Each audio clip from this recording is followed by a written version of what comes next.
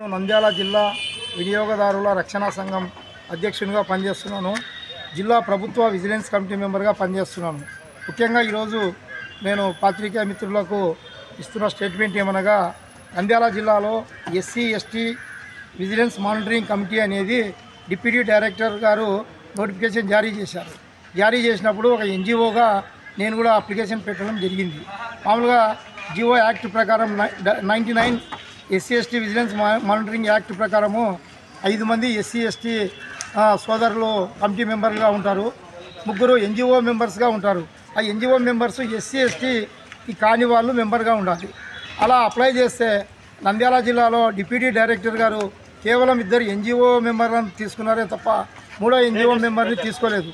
ముఖ్యంగా NGO member ఎందుకుంటారంటే SC ST atrocities కేసులు, తర్వాత ఇతరుల మీద అన్యూన్యంగా ఏదైనా కేసులు బనాయిస్తే ఈ ఎన్జిఓ సభ్యులు కూడా పోయి విచారించి అది నిజమా కాదా అని చెప్పి తెలియజేయడానికే తప్ప, సలహా సంఘ సభ్యులే తప్ప దీంట్లో గౌరవవేతనం కానీ రవాణా ఛార్జెస్ కానీ ఎటువంటివి ఉండవు.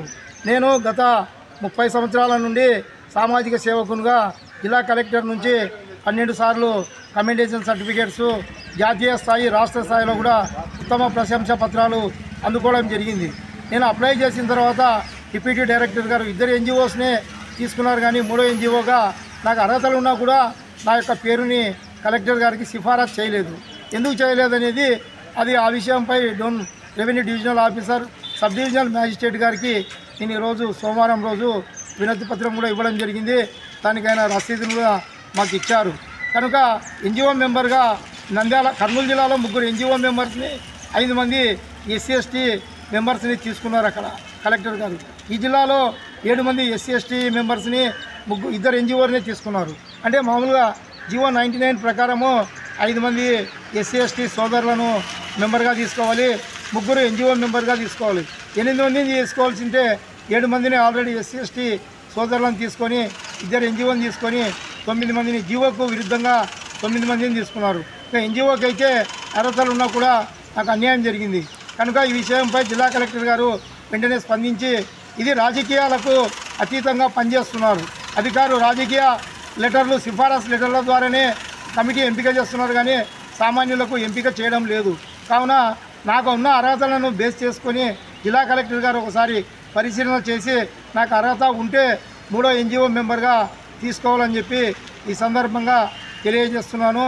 నేను గత 1996 12/1 స్వామి వివేకానంద జయంతి రోజు వినియోగదారుల రక్షణ సంఘము ఏర్పాటు చేసి అప్పటి నుంచి ప్రభుత్వం నుంచి ₹1 డబ్బులు లేకుండా, ప్రజల నుంచి డబ్బులు లేకుండా సామాజిక సేవ చేస్తూ ఉన్నాను. అందులో భాగంగా ఈ సామాజిక వ్యసనంలో షుగరు, బీపీ, గ్యాస్ ట్రబుల్ వచ్చి అనారోగ్యానికి గురైనాను.